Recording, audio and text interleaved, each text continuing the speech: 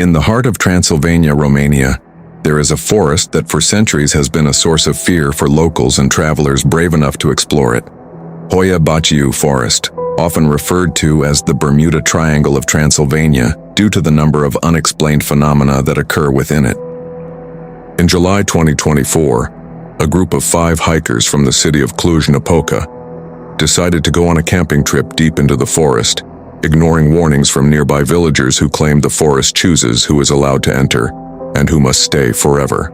They set up their tent in what appeared to be a safe clearing surrounded by dense pine and beech trees. But shortly after sunset, the atmosphere shifted completely. The temperature around them dropped drastically to below freezing, even though outside the forest it remained warm at around 77 degrees Fahrenheit. They began to hear whispering voices that sounded like an unfamiliar language, growing more threatening as the night went on. Some members of the group reported seeing tall, shadowy figures with no clear form moving between the trees, traveling at speeds no normal human could match. When they stepped outside their tent around midnight to check their surroundings, they were shocked to discover a series of mysterious markings carved into the bark of nearby trees, symbols resembling ancient signs none of them had ever seen before. Several hikers also reported that their electronic devices suddenly stopped working without explanation, and their cameras captured only dark, distorted images filled with small points of light that looked disturbingly like eyes staring back at them. Local legends claim that the forest hides an abandoned village that vanished in the 17th century, after all of its residents disappeared overnight without a trace. Many believe their spirits still wander among the trees, searching for a way to break free from the curse that binds them. The experiences of this hiking group are far from the first. Throughout history, there have been hundreds of reports of people temporarily disappearing within the forest, only to return later with torn clothing and no memory of how long they were gone or what they experienced. Some have even claimed to see mysterious lights forming pathways to places that don't exist on any map, luring them deeper into the darkest parts of the forest. The July 2024 incident only adds to the long list of chilling stories surrounding Hoia Baciu, reinforcing its reputation as one of the most haunted and cursed locations in all of Europe.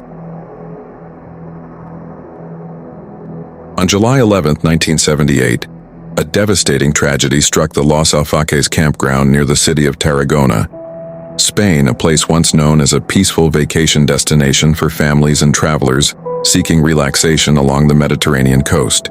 At around 1 p.m. that day, a tanker truck carrying more than 23 tons of propylene, a highly flammable chemical, lost control while descending a hill toward the campsite. The truck crashed through the camp's perimeter barrier and immediately exploded with tremendous force, creating a blast that was felt for miles and a massive fireball that rose over 300 feet into the air. The explosion instantly engulfed an area of more than 50,000 square meters within the campground, killing 215 people on the spot and injuring more than 300 others. Most of the victims were women and children enjoying their summer holiday. Many suffered severe burns and some could not be identified due to the extent of their injuries, making this one of the deadliest disasters in modern Spanish history.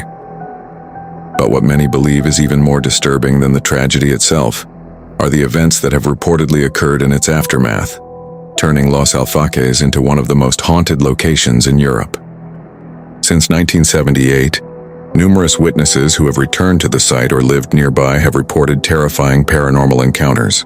Some claim to have seen faceless figures wandering the grounds where family tents once stood, still dressed in summer clothing, their forms appearing burned and accompanied by a high-pitched ringing sound. Others describe seeing what looks like families peacefully enjoying a day at the beach only for them to suddenly vanish when approached, or in some accounts disintegrate into ash without warning. There are also reports of young children carrying rusted buckets walking aimlessly around the area while repeating the same chilling phrase, "The water's gone, we need water to wash it away."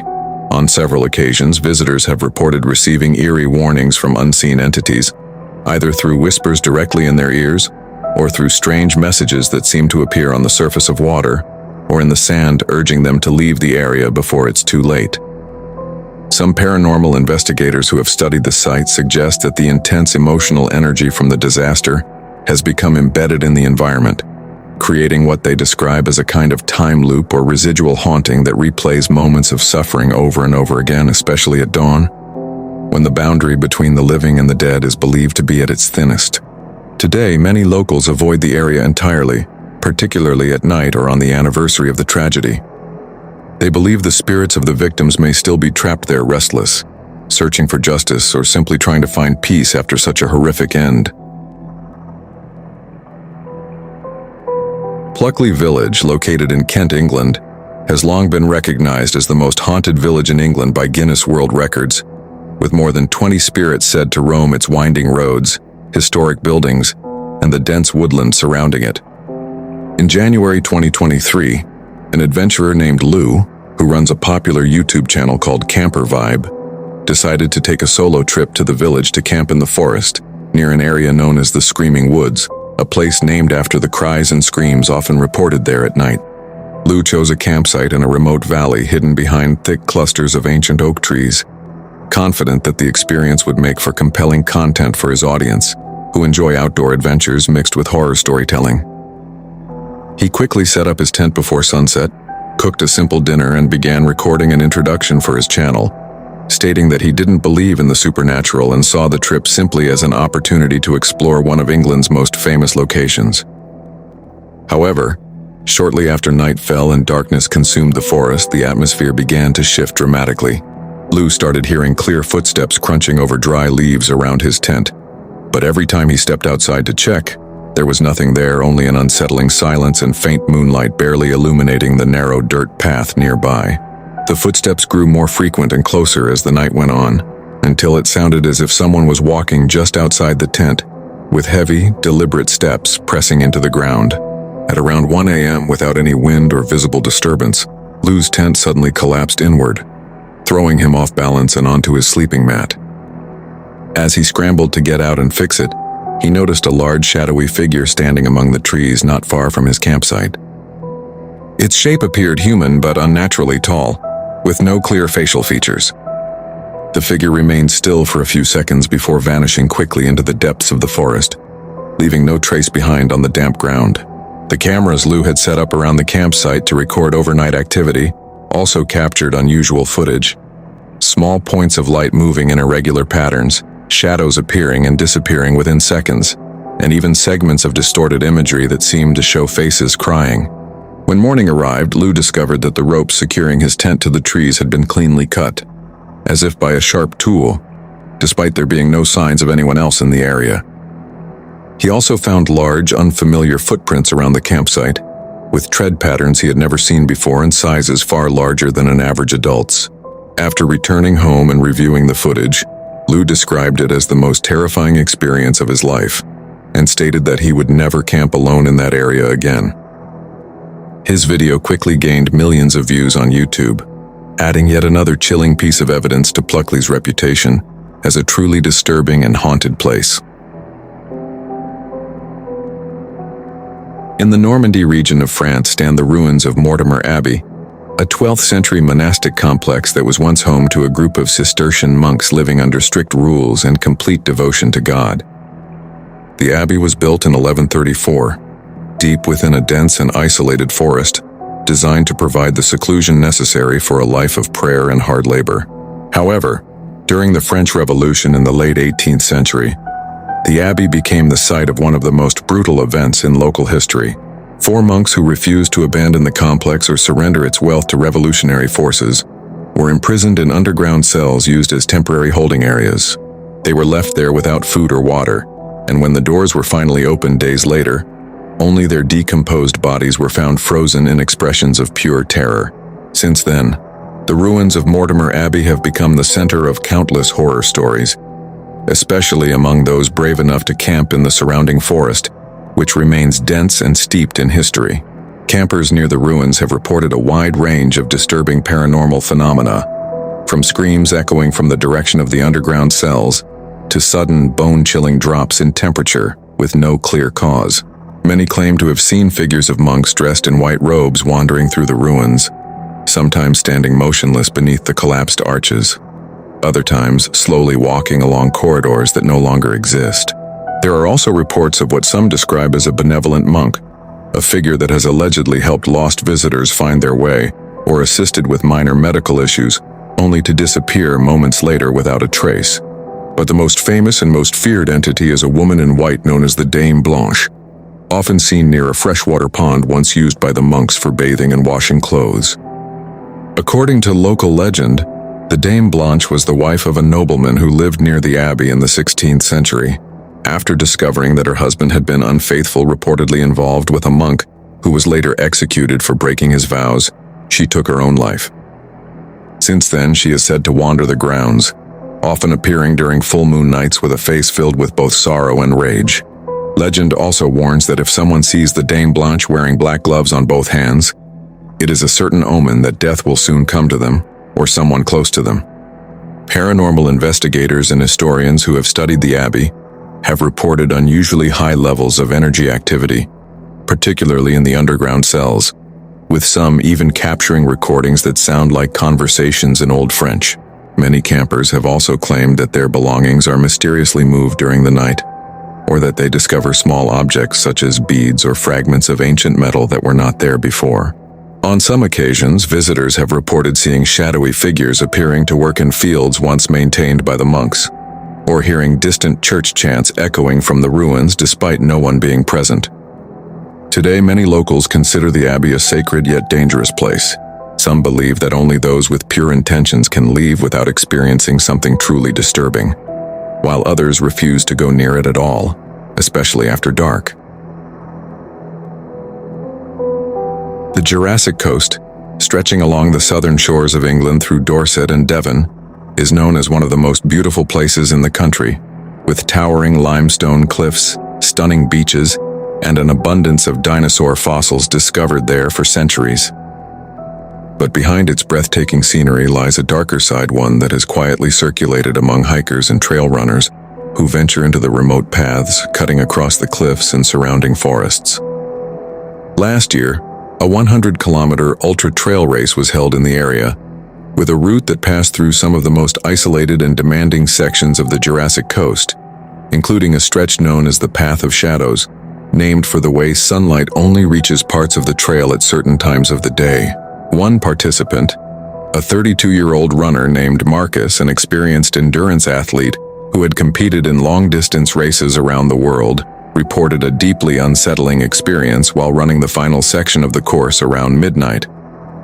After more than 18 hours of running with little rest, Marcus began to feel extremely exhausted and slightly disoriented, despite following a clearly marked trail and carrying both a compass and an updated GPS map. As he entered a narrow path along a high cliff with a steep drop on one side, he started to feel like something was following him, an intense sensation of being watched, accompanied by the sound of footsteps matching his pace with eerie precision. When he turned around, there was nothing, only darkness and the distant crash of waves against the rocks below. But as he kept moving, the feeling of being observed grew stronger, until he finally noticed a large shadow standing on the cliff not far from the trail. The figure appeared much taller than a normal human, with no clear shape or identifiable features. Yet Marcus felt certain it was watching him with deliberate focus.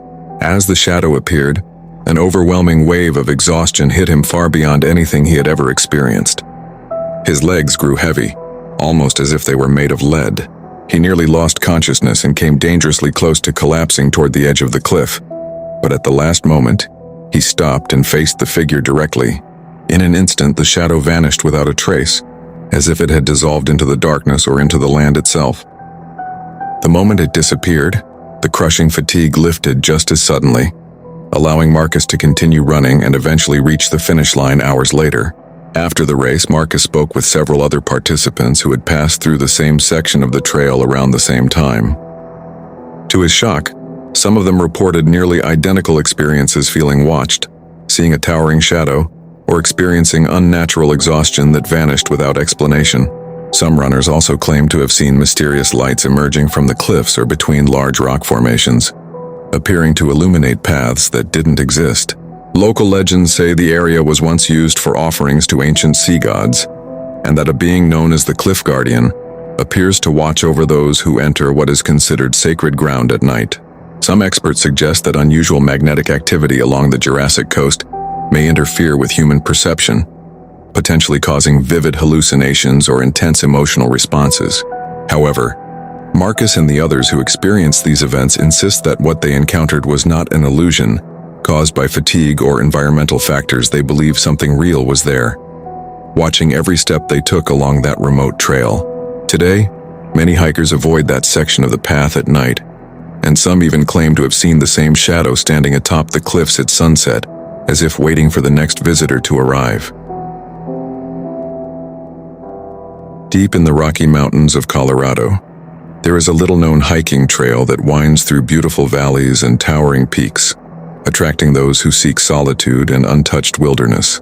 Last year, a young woman named Emma and her friend Jake decided to go on a camping trip along this trail, planning to spend 3 days exploring the rarely visited area and taking in its breathtaking views.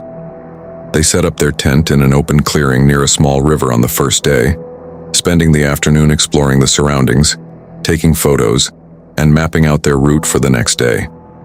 But in the early hours of the following morning, the weather suddenly turned violent.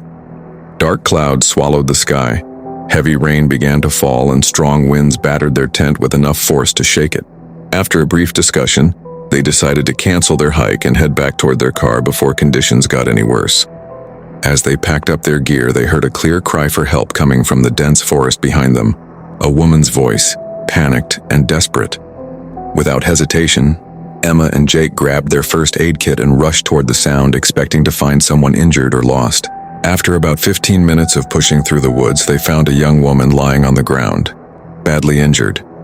She was wearing a soaked, mud-covered hiking jacket, and her left arm was severely swollen, appearing to be broken. She told them her name was Sarah, and claimed she had been camping alone when she slipped from a small slope and could no longer move. But something didn't add up.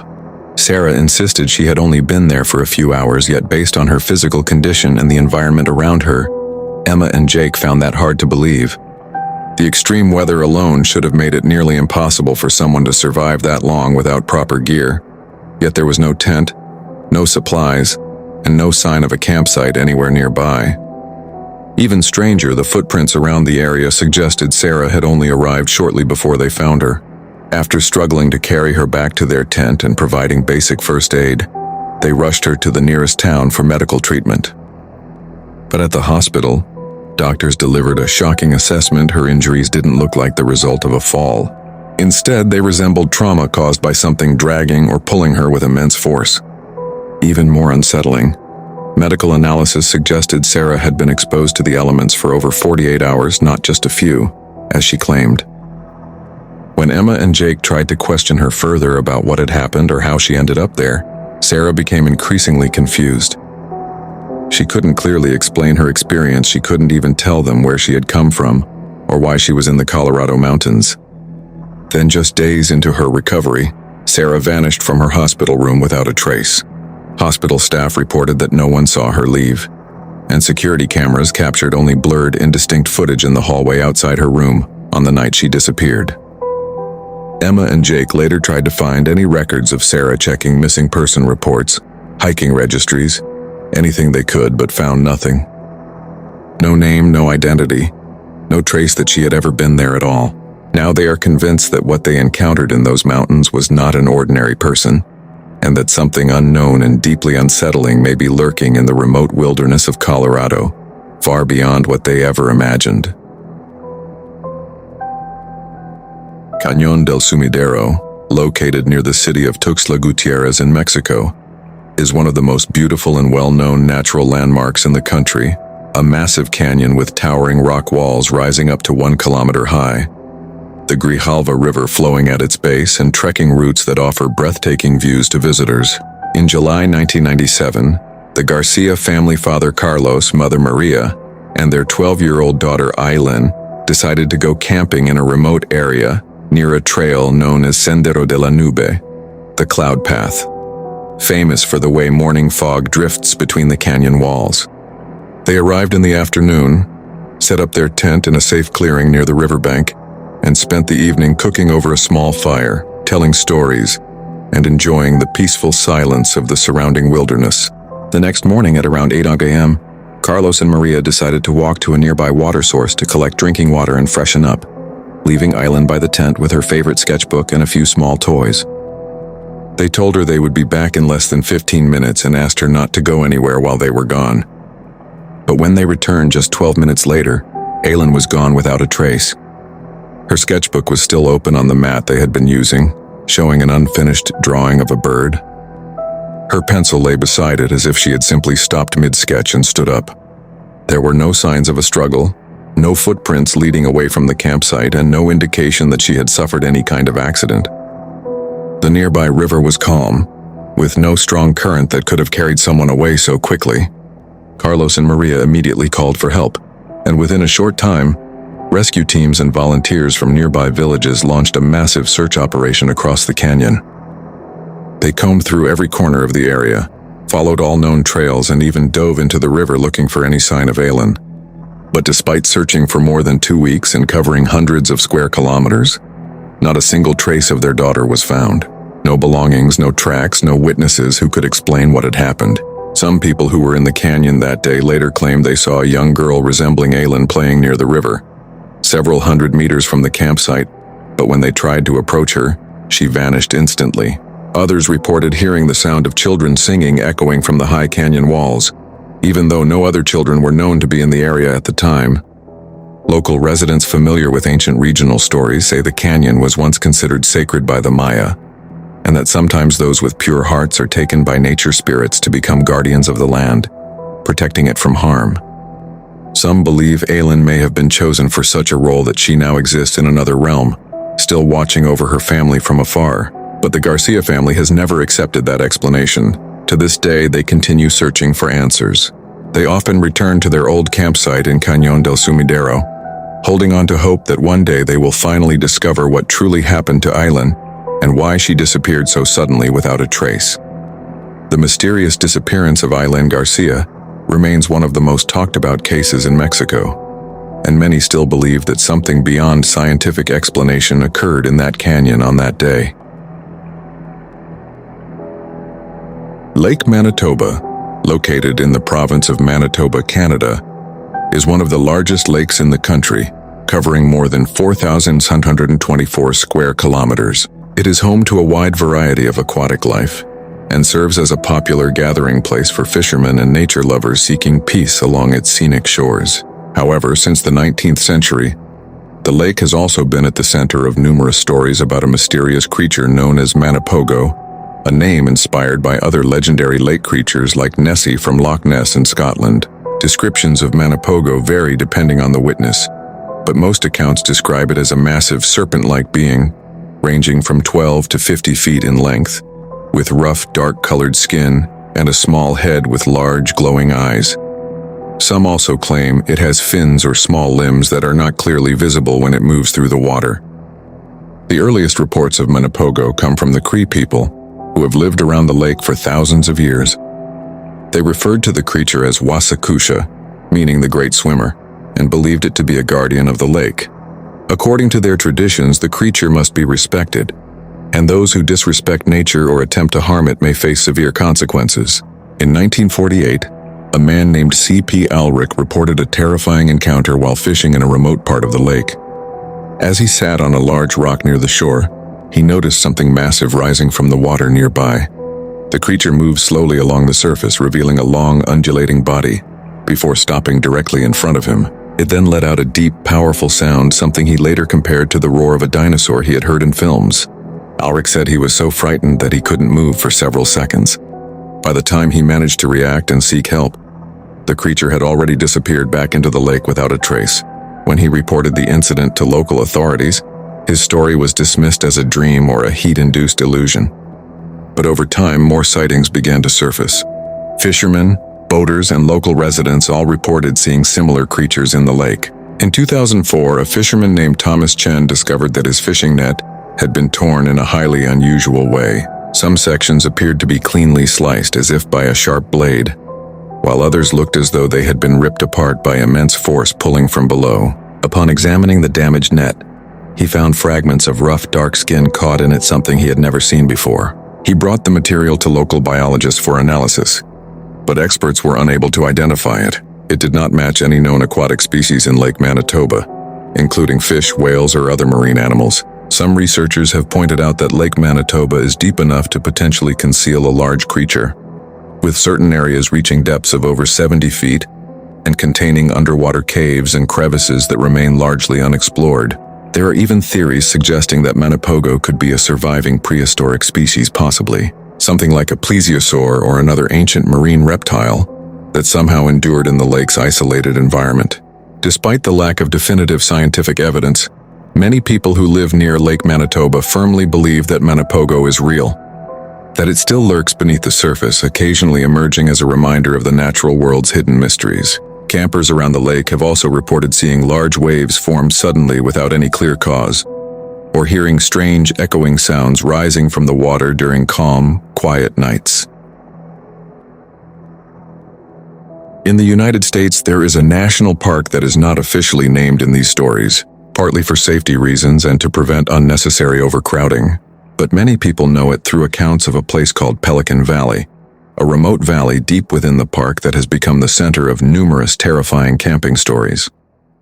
The valley is known for its incredible beauty, lush forests, clear rivers, and the presence of many pelicans that give the area its name. But beneath that beauty lies a darker reputation that has made many hikers and hunters think twice before entering. Stories about Pelican Valley began circulating in the 1980s, when a group of hunters reported finding unusually large footprints around their campsite, tracks measuring over 18 inches in length, unlike any boot print they had ever seen. The prints appeared to belong to something walking on two legs, but far larger than an average adult human. They also reported hearing strange sounds coming from the dense forest noises that seemed like a mix between distant screams and unnatural rustling. Years later, in 1995, a solo hiker named David claimed he encountered a massive figure standing among the trees not far from the trail he was following. The figure appeared to be over 7 feet tall, with a large, muscular build and rough brownish skin. According to David, the being wore no clothing. When it noticed him, it stood completely still for several seconds before suddenly disappearing into the forest, leaving behind large, clear footprints in the damp ground. David reported the incident to park rangers, but after an investigation, no additional evidence was found beyond similar footprints that had been reported before. Still, what unsettled people the most were the stories of individuals who vanished without a trace while exploring the more remote parts of the park, especially near Pelican Valley. In 2001, a family from California camping in the area disappeared under mysterious circumstances. Their tent was found neatly intact, their belongings untouched, and food still sitting over a fire that had nearly burned out. There were no signs of a struggle or equipment failure. The only clue was a set of footprints leading away from the campsite into the dense forest, footprints that simply stopped as if the family had vanished mid-walk. A search operation lasting more than a month failed to uncover any trace of them, and the case remains unsolved to this day. In 2018, a wildlife photographer named Lisa, who had traveled to Pelican Valley to capture images of birds, reported discovering a strange wooden structure deep in the forest. It resembled a small hut, crudely built with an ancient and irregular design. As she approached it, she felt an overwhelming sense of unease, as if something was watching her from within the trees. She also claimed to hear voices speaking in an unfamiliar language, sounding as though they were engaged in an intense conversation. When she tried to photograph the structure, her camera suddenly shut off and wouldn't turn back on until she moved away from the area. Some park rangers who have worked in the region for years say they've heard similar stories about a large entity known as the Guardian of Pelican Valley, and many of them avoid venturing into the deeper parts of the valley, especially at night or during a full moon. There are even theories suggesting that the area may act as a kind of boundary between the human world and something else entirely, and that those who enter without permission may be taken or transported somewhere unknown. While many dismiss these stories as myths or imagination, others who have experienced unexplainable events in the valley are convinced that something real exists there, something that remains hidden deep within Pelican Valley, still beyond human understanding. At an unnamed campground somewhere in the United States, located near the border of two states and surrounded by dense forest, there stands an old public payphone near the campground's administrative office, a relic from a time before cell phones, when visitors relied on landlines to stay connected to the outside world. A night shift worker named Kevin had been working there for over 3 years, and from the very beginning, he experienced something deeply unsettling connected to that payphone. Every single night at exactly 4:17 a.m., the phone would ring, loud and clear, cutting through the otherwise complete silence of the campground. At first, Kevin assumed it was just a visitor needing help or a wrong number, but every time he tried to answer it, the ringing would stop the moment he reached the phone. This happened night after night without fail, even when the campground was completely empty, with no guests staying there at all. After months of experiencing the same thing and growing increasingly curious, Kevin decided to wait by the phone one night, determined to answer it before it stopped ringing. When the clock hit 4:17 a.m., right on schedule, the phone began to ring, this time louder than ever. Kevin quickly grabbed the receiver and answered, but all he heard was silence. Not normal silence, but something deeper, heavier. No voice, no background noise, just an eerie stillness that sent chills down his spine. He held the line for several minutes before finally hanging up, feeling uneasy and confused about what he had just experienced. Then in October of that same year, everything changed. When the phone rang again at 4:17 a.m. and Kevin answered it, the silence was gone. Instead, he heard something far worse, something he struggled to describe. It sounded like a twisted mix of screaming, crying, and harsh metallic scraping, rising in pitch and intensity as it went on. The noise felt aggressive, almost aware. Kevin immediately slammed the phone down and ran back to the office, convinced that something was following him from the direction of the payphone. The next day, he spoke with other employees who had worked there longer, and what he learned only made things worse. He wasn't the first to experience it. Several former workers had reported the same, and some even claimed they had seen a figure standing near the payphone at night, someone appearing to try to use it, but never succeeding. According to them, the payphone had been installed in 1972 on the exact spot where a family had died in a horrific car accident. Every member of the family was killed at precisely 4:17 a.m., and the phone had been built over the location where their bodies were found. Some believed the sounds heard through the receiver are the voices of that family, still trying to reach out, still trying to call for help that never came on the night of the crash. After that experience, Kevin requested a transfer to the day shift and refused to go anywhere near the payphone at night ever again. The campground remains open to this day, but the payphone has since been deactivated and sealed off with wooden boards to prevent anyone from using it. And yet, many night shift workers still claim that every night at exactly 4:17 a.m., they can hear it ringing, echoing faintly through the trees, as if someone is still trying to make a call that will never be answered.